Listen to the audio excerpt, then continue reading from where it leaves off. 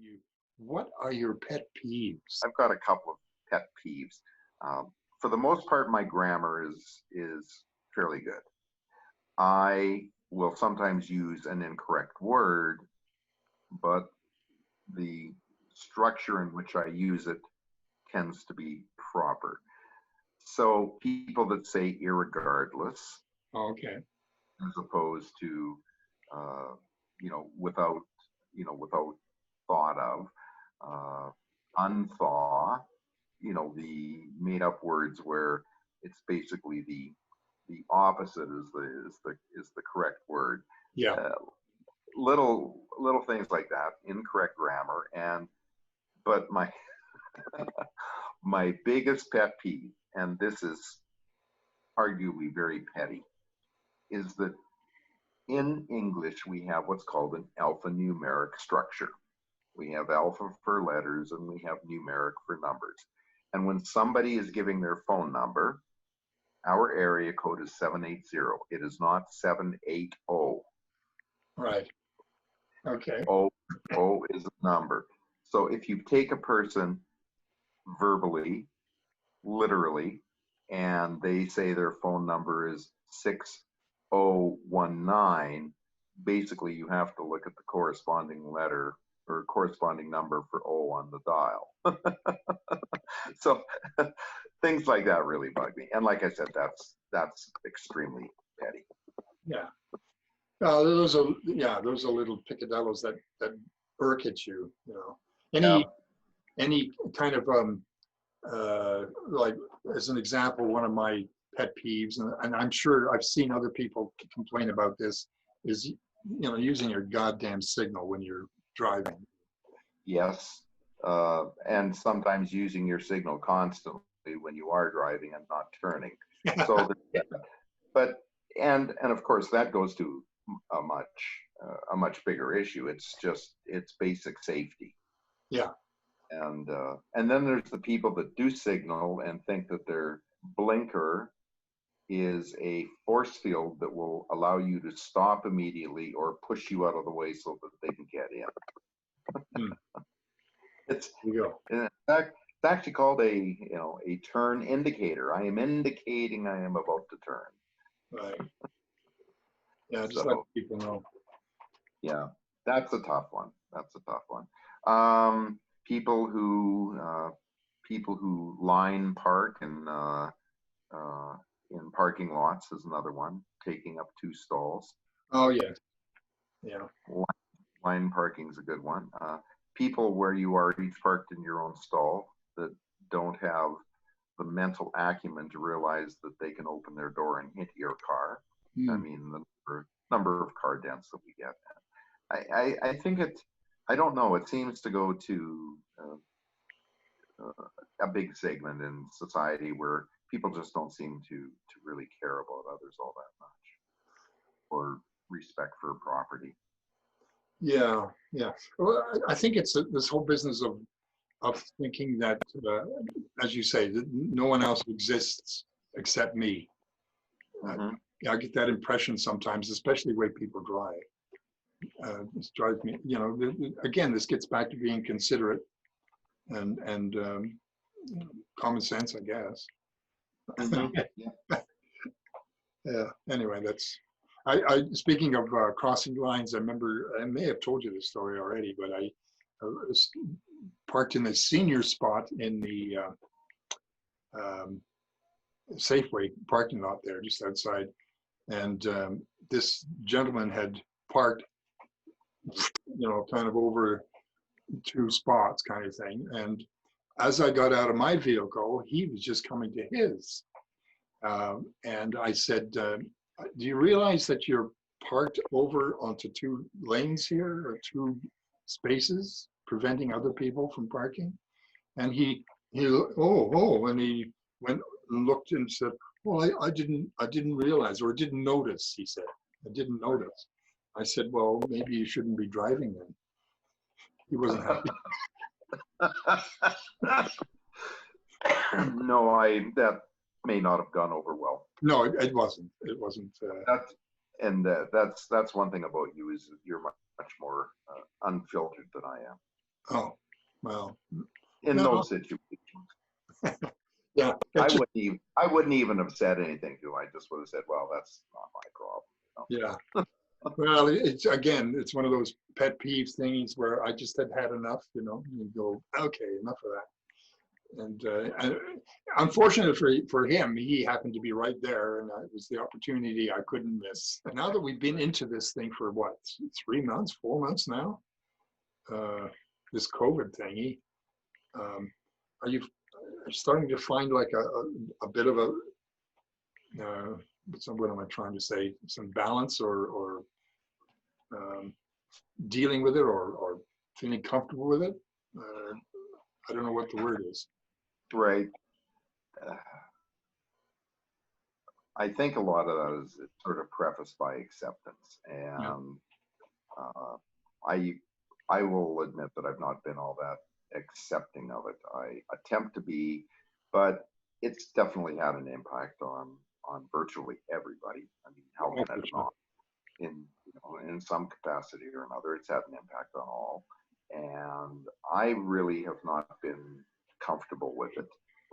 I find that I've become a little more reclusive uh, with everything that's going on. Not quite as and of course that can become a problem in itself because that becomes almost habitual.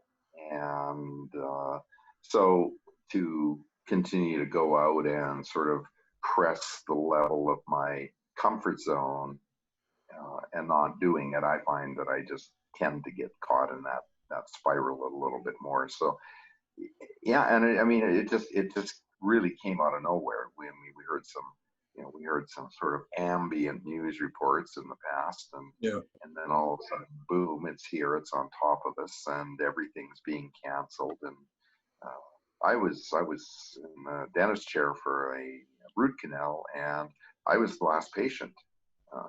The news from the Alberta Dental Association was sent through sent through to them via email and said, basically, your practice is suspended right at this point. Oh, wow. So it's had a major impact on a lot of people. And no, I don't really think that I have adjusted. It's not like uh, it is a pandemic, but it's not as though people are dying in the streets that have dropped dead from radioactive fallout. And Yeah. Yeah. because I personally do not know anybody that's contracted COVID. I I have know not. of. Yeah. Yeah, you're quite right. I haven't either.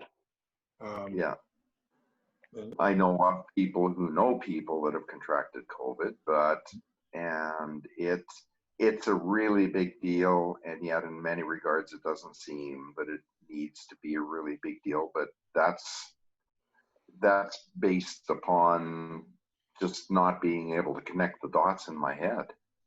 mm, yeah, it's. I find it's really hard. I can understand why, because I'm sure we're not the only ones that have not been impacted in terms of having somebody going into the hospital or having contracted it ourselves. Mm-hmm. You start to wonder, well, and especially with all of the mixed messages that are being put out there from governments and from these agencies, it gets to a point where you go, well, do I really, is this really something I should be concerned with? Or so I can understand some people's dilemma in trying to, in taking it seriously or even following up with this whole business with wearing a mask. Like it's like, oh, it's not going to impact me, or that kind of mentality, I guess. So I don't know. I've done some doing some digging, if you like, into some of the statements that are being made, and um, yeah, it's confusing. But I'd rather err on the side of caution, personally. I believe that the people in society that are doing well with this are fairly adaptive uh, by nature. for lack of a better word. Mhm. I am not an adaptive person. I've not been wired, or I don't believe that I am wired to be adaptive by nature. I tend to fight things or push back against things that I'm not really comfortable with. And I'm very uncomfortable with this. And so therefore I don't believe that I have adapted as well as some. I also know that I've adapted more than others. Mm. Yeah. But for me that's where I get feeling stuck, is that I don't feel that I've been adapted, hence my reclusiveness. You know, back in October, I had been at a charity auction, and I bid on a ride along with the Edmonton Police Service. And one of the constables that I was out with had a horrible cold, and he was just hacking, and he just, I mean, it sounded like he should absolutely have to be at home. And he says, well, you know, I can't. His wife was in the military. She was down in Wainwright. And he said, you know, like I've you know, got to be doing this. And sure enough, 3 days later, I thought I was on my deathbed, Yeah. Yeah. I simply know. because I was in the cruiser with them all evening. Yeah. Yeah. So, you know, in some respects, I think this should be something that should be considered by, you know, by our culture, if you like, or because I know that the Asians or Japanese and Chinese people seem to be wearing masks even before the corona came around. And Mm-hmm. so I wonder if it is a cultural thing, because they don't seem to be bothered by it, but I know I have looked at it and gone, oh, that's kind of weird. You know, what do they worry about? Uh, Yeah. and but now this corona thing has kind of made me more aware of just how much we do moistly speak. Right. Yeah. It's that's true, and it's you know, at least you can sort of become a little bit more aware and go into that consciousness, and become a little bit more conscious, and you know, and understand that. I know a lot of people from China wore it specifically because of the air pollution, and a lot of major cities in China have very, very poor air quality, Right. and so they would do that. But you're right. Uh, a year ago, I would see somebody typically of Asian descent that would be wearing a mask and think, well, that's, you know, that's just odd. Yeah. And of course, in this day and age when Black Lives Matter, you know, one doesn't even know if you can say things like that. Yeah. Yeah. I know. Yeah, that's another whole topic. This whole business um, of the politically correct and things that you're not supposed to say anymore. And yeah, I have a feeling that that pendulum has gone way too far to the left. I just wonder uh, where you see this going. Do you have any musings on that or anything that? It's a big, big topic. And, you know, if you look at it like a wheel and everything's contained within the wheel, there's a lot of different spokes a person can start to go up and down and, you know, explore a segment of it. I think from a socioeconomic perspective that it's going to have massive impact. And I won't go into the economics of what's happening globally right now, but we're essentially in a, although the stock market is not representing it in the United States, and that's because it's been buoyed up with trillions and trillions of dollars of injection, which debases currencies, which can lead to inflation. So there's a lot of, as I, you know, there's a lot of different rabbit holes to this. Uh, I think it will change the way that people work in society in terms of jobs, which in turn is going to have an economic impact. There are many that are suggesting that major corporations do not need nearly the amount of commercial space that they have to house employees, because we suddenly had to adapt very quickly to being able to work remotely. Right. Uh, it affects the judicial system because courts are closed, and so now people that are accused and are being accused, I'm sorry, people that are accused and being represented by lawyers and appearing before a judge is all being done remotely. That can create a great expanse in technology. Um, but it's been said, the best thing about the internet is that it was invented, and the worst thing about the internet is that it was invented. Yeah. So, technology is fascinating, and yet there's only so many people that may necessarily be able to grasp that technology. So I see downsizing in terms of where companies are housing employees. I see a significant economic impact that likely will last for 2 to 3 years. Yeah, there's just, there are big changes. I think it's going to have an impact on the way we conduct ourselves socially and how we interact and how we engage. But all of these things, have impact on the economy. If restaurants have to close again, and it's not necessarily all doom and gloom. And those that are innovators, probably find it very exciting times, and those that are resistant to change are finding it difficult. Yeah, the idea of this whole Twitter world and the internet world, if you want to call it that, has only been around for like 10, 15 years at the most, in terms of the way it is right now, the ability Yes. that we have. I think you're right that this is going to cause it to explode even more in terms of the things that will be available to us. Right. And well, and you and I are attempting right now to work in that world by having a conversation remotely. And so I think as far as the human, the evolution of humans, really, when you think about when this exploded into our consciousness or into our world, it's only been 10, 15 years. And we really haven't, I don't think we've yet learned how to use it correctly. No, the first smartphone was developed by Apple in 2007. Yeah. That was the first smartphone, only 13 years ago. Yeah. And of course, that doesn't. What we can't look at is the impact that this has on future generations.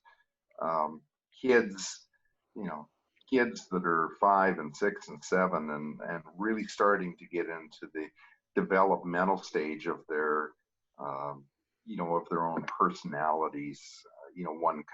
One can argue that basically by the age of 4, the template has been set for the child. But as these kids become older, whereas you and I might look at a 10-year-old on a cell phone texting his friend who's sitting beside him, we would say, well, what the hell is that all about? Yeah. Like, talk to the kid, right? He's right freaking beside you. Or, I can remember waiting until school was out so I could go to the library on Saturday morning to look up something friends of mine and I had been discussing, and everybody wants to find out, is it a fact or is it fake news? Yeah. And having a set of Encyclopedia Britannica or World Book or something like that, there's nobody that's got that. Everything is online and it's accessible. Not the wisdom, but the knowledge that has been discovered and tabulated and written down, that is essentially accessible to us in this world today on a laptop or a cell phone. Not the wisdom, but the intellect.